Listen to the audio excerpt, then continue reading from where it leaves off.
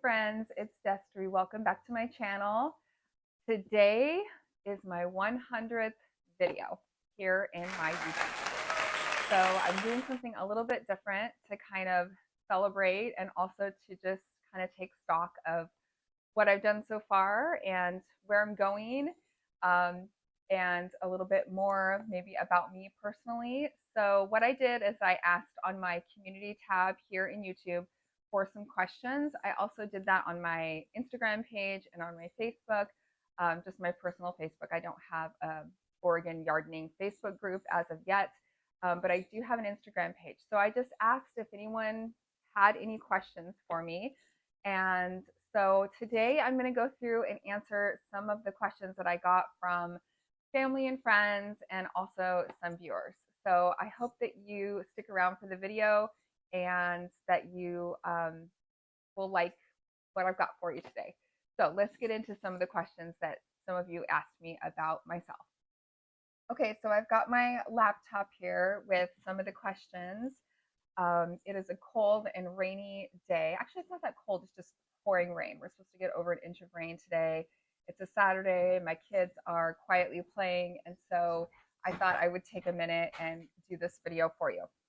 So here are some of the questions that were sent to me either from friends or family. So here we go. It says, your dogs often appear in your videos. What breed are they and how old are they and what are their names?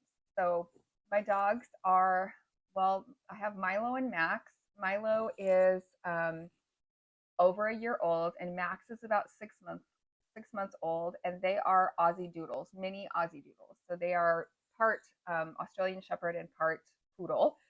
We did get them from a breeder, and they are a little wild and crazy, I have to say.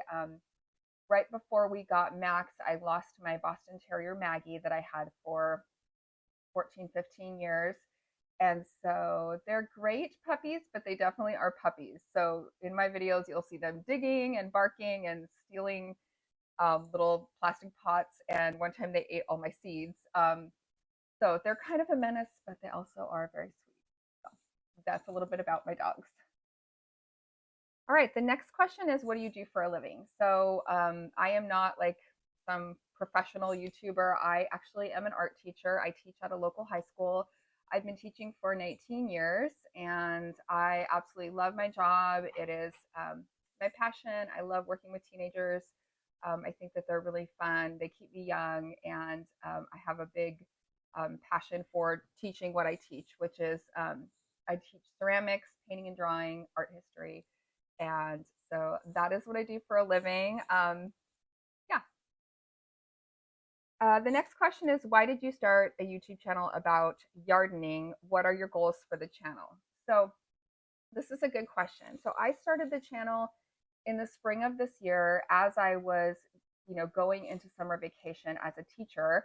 I get summers, off or whatever. And so I decided honestly that I really just wanted to document the transformation that my yard has been going through the past couple years. So my husband and I have lived in this house for 10 plus years, and we've done so much, both indoors and outdoors, of this property. And I just thought it would be fun to kind of have this as sort of a vlog, or just to document, the things and projects that we're doing. I am glad I did it. It has been a lot of work as far as like editing videos, but I also am a really creative person. So that part has been actually really fun for me, to learn how to edit videos, to put the music in, and fast speed up the videos and all the things that I've learned. And so it's been a lot of fun. So that's why I started it, not for any sort of monetary reasons or anything like that. People ask me, are you trying to like be a rich YouTuber? I don't know if there is such a thing as a rich YouTuber, but I mainly just did it so that I had a record of what we were doing. I also thought it would just be kind of a fun project to teach myself some video editing. Goals for the channel, I would love to hit 500 subscribers. Right now I'm like at 485, I think, something like that. And like I'm so close to 500 subscribers. So that's my immediate goal, is to try to hit 500 subscribers, just because I think it would be cool. Obviously having this as a 100th video was kind of a goal. I think my longer term goal is I would like to do this channel for at least 1 year, or this vlog, I guess, just so that I can see the progression of my yard from like a spring to a spring. So taking it through the winter, showing you the weather here in Oregon, and so yeah, that would be my next goal for the channel. The next question is, how did you get interested in gardening? How long have you been gardening? Um, what, oh, that's the next question. So how long have you been gardening? How did you get interested? I started out with houseplants. I've got some of my houseplant collection behind me. So I started out doing houseplants when I was a teenager. Honestly, I got really into growing herbs. I would make like uh, salves and tea. And so I grew like chamomile and lavender, and I was really into like growing herbs even as a teenager. And then I've always had houseplants, even through college age and in my 20s. Um, when I got married, I had a big collection of houseplants. And then when we moved to this property, probably 10, more than 10 years ago, because my daughter's 11, so probably 12 to 13 years ago, I just, I didn't have a huge experience with outdoor plants or gardening, but I knew that I wanted to grow some veggies. So right off the gate, my husband built me a couple raised garden beds. And I started out with just probably what most people start out with, like tomatoes and squash in the summer. And it just kind of grew from there. So I definitely am more interested now in like cut flowers, seed starting, more varietals of different things. I've grown like potatoes. I'm interested in doing corn. I don't know if I have enough space for it, but anyway, I think I've always just had, I mean, I guess they call it a green thumb, but I've always had an interest in plants. I think that they can bring a lot of joy and energy to an interior space. And that interior plant love kind of grew outdoors into outdoor gardening for me. The next question is, what gardening or plant fail have you experienced? So one that I remember is that I had a Christmas cactus, if you know what that is, or sometimes there's Thanksgiving cactus, Christmas cactus, and Easter cactus, but they're like a succulent and they bloom at different times of the year. Well, I had one that was probably this big around, and these are plants that can be passed down from generation to generation. And I had one that was given to me by my aunt. I put it out in an unheated greenhouse, my very first greenhouse, the very first winter I had it, thinking, well, it's a greenhouse, like it'll be fine, right? Well, we had freezing temperatures that year and snow, and the whole thing froze. And so it was really devastating. I was really bummed that I lost that plant because just of my ignorance, thinking that it would be fine in an unheated, winterized greenhouse. If you're interested in learning more about winterizing the greenhouse or how we do it, I'll link a video down below. We just did a video, my husband and I, about how we winterize our greenhouse to make sure that that doesn't happen to any more of my plants. But yeah, that was a big fail and something I definitely learned from. So the next question I have is, let's see, we just moved into a new house and the yard is terrible. Where do I begin? How do I go about this daunting task? Honestly, the first thing I would do if I had a new property that I had moved into is I would start with a paper and a piece of pencil, a piece of paper and a pencil. I would start by just like drawing out a plan or some ideas or writing a list of like, what do you want from your space? Are you a parent who needs, activities for young kids? Do you have older kids and maybe you need something like a trampoline or a swing set or something? What do you want to use the space for? Do you want to entertain in the space? Do you want to just have a veggie garden and try growing vegetables? So maybe a list or maybe a sketch, and kind of just think about how you intend to use your yard and what would be the intention, whether it's a small backyard or a big front yard or whatever kind of space you have. I think you can always do something with it. So I think starting with kind of a plan or a vision or envisioning that space, that's where I would begin. The next question is kind of twofold. I had a question about what is an easy care like house plant that you would recommend for someone that maybe is new to plants or something that would be easy to keep alive, and then kind of what is your favorite house plant. So I would recommend a couple different plants. One of them is a pathos plant. So I have some behind me, but I'll pop a picture on the screen of a pathos. Basically, they are a vine, growing plant, and they are super easy. They don't need a lot of light, which is a big one, I think, for newer plant owners. And you can water them like once a week or so, and they're really easy, I think, and they're pretty hard to kill. I would just let the soil dry out all the way before adding more water. I think overwatering is a big one when people are new to houseplants that they can make that mistake of, and then not enough light. So because pathos can survive in, I don't know, anywhere. I've seen pathos in doctors' offices and classrooms and things. It doesn't need a lot of light, so that's a good one. Another one I see that a lot of people start with is just what's called a snake plant. And again, both of these are pretty readily available, but they're the ones that have kind of the tall, like linear leaves, and I'll try to find a picture of that. Those ones, again, low light. You don't need a lot of water. Just wait till the soil's dry once every few weeks. Um, Another one that's good is what's called a ZZ plant. And there's actually a really pretty one called a Raven ZZ that's like almost black, like a purpley black. And that one's really cool. I would recommend, though, if you are trying to get into houseplants or you want to get some houseplants, to make sure that if you have pets or small kids, that those plants are safe for pets and small kids. I believe that Christmas cactus are safe for pets. Most, pets, I don't know about kids. I'm not going to put that out there, but from my research, because my dogs were nibbling on some of my plants, Christmas cactus, and right now at this time of year, they have them out at the stores and they're really pretty and they're blooming. Also, Christmas cactus and jade plants is another one. Jade plants are safe for most animals unless they ingest like a lot of it.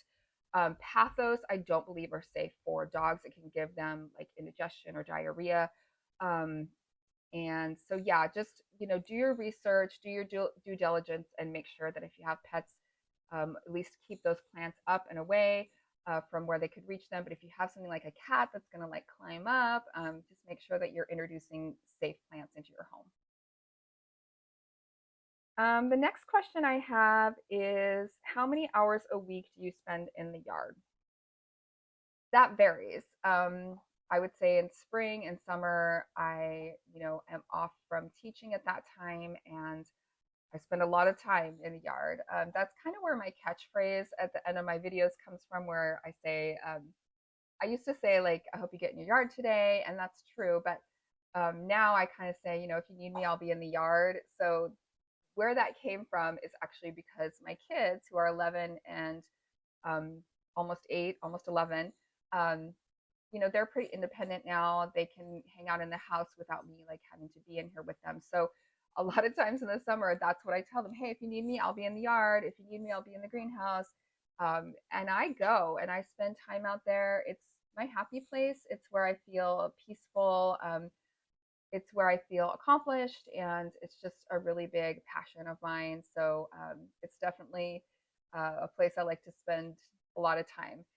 In the colder months, like now, we're experiencing a lot of rain in the Pacific Northwest. It's harder for me. I can go in the greenhouse. I don't love to garden in the rain, and there's just not as much to do. So I feel like at this time of year is when I kind of move my attention more to my houseplants. I can propagate, repot houseplants, and kind of play around with my indoor plants more. So to answer your question, as many hours as I can, with still being a good wife and mother, and you know, having some other things that I have to do in my life as well. Next question is, what is something you wish you had in your yard? So one of the things I would love to have in my yard are more raised garden beds. So I have a vision for having more of the Vigo garden beds, which I've just really enjoyed having this year. I'd like to have, a set of those that's kind of on either side, and then some arches that go over so that I could grow some vining crops on them. I think that that would be really awesome. Right now, I just kind of wish I had like a bigger yard and more space to have more things. Um, I do think, what else? What else do I wish I had in my yard? Yeah, I think that's my big one right now. The other thing that I actually am looking forward to is having a beehive back in our yard. So more on that here in just a minute. There's another question about that. Um, so that question is, what upcoming projects are you excited about in your yard? So one of the things I'm really excited about, not only trying to do more Vigo garden beds, is and trying to grow corn. I want to try to grow corn. Is to have a beehive. So my husband kept a beehive for many years before our kids were, well, when our daughter was pretty young. I think she was about 2 or 3, and we decided we were just so busy that we couldn't maintain it. And so we let it go at that time. But it was really fun and interesting having a beehive. And so I think we're going to try to do that again this spring. I also would like to find some way to do some composting in my yard. Whether that would be, I was looking at some of those like tumbling composters that you kind of spin around. We had a composter at one point, and it didn't work out. It was a little harder than I thought it would be, because you have to have the right balance of like greens and browns and things like that.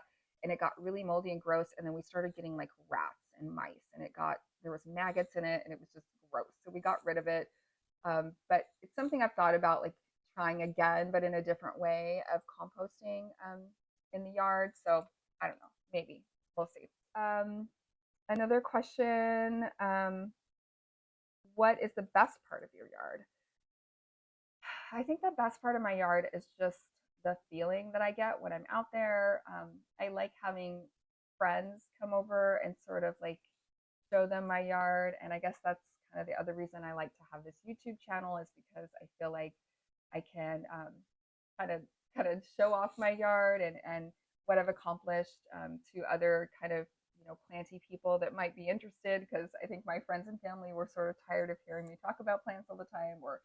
But it is really fun when a friend comes over. I have a couple of friends that will indulge me and kind of go around the yard, and I can show them what's blooming and stuff like that. So that's really fun. So I like kind of having like entertaining in the yard. Yeah, best part of my yard, just spending time in my yard. Okay, and then the last question I have are, what are some of your hobbies or passions outside of gardening? Um, Obviously, houseplants, houseplants, garden plants. Um, Again, I mentioned I'm an art teacher, so I do watercolor painting. I really enjoy watercolors. I enjoy teaching watercolors, so I do classes not only to teens but to adults, and that has been really fulfilling doing that. So I do some private classes and some sort of wellness workshops that involve watercolors.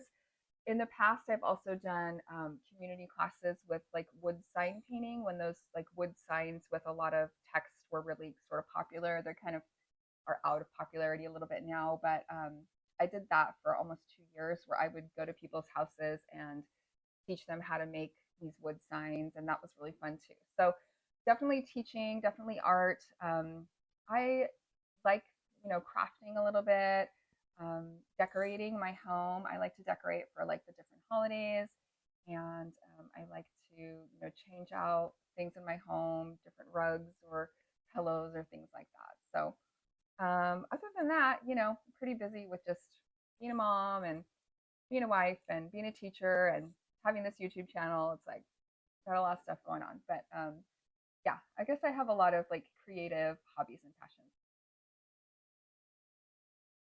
So you guys, that's it for the different questions. So I just wanted to thank you for sending in your questions, or to my friends and family who sent me a few questions personally.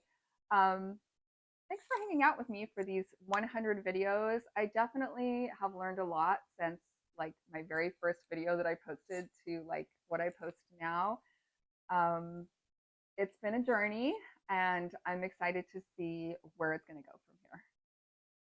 So I hope you plan to stick around for the next 100 videos. I hope you plan to stick around to see what winter will do in my Oregon garden. And I definitely have some ideas coming up. I'll be sowing some seeds, showing you how to do a little bit more with your house plants, how to keep them alive during the winter. And yeah, I've got some fun planty videos in mind. Again, one of my passions is teaching, so I like to share ideas with you and hopefully you get some value out of watching my videos and can learn something from me. So thanks again for hanging out with me today. If you like my channel, if you would share it with a friend, I would certainly appreciate it. If you're new to my channel, then welcome. I'm so glad you're here. My name is Destry, and I like to hang out in the yard. I'll see you guys next time. Bye.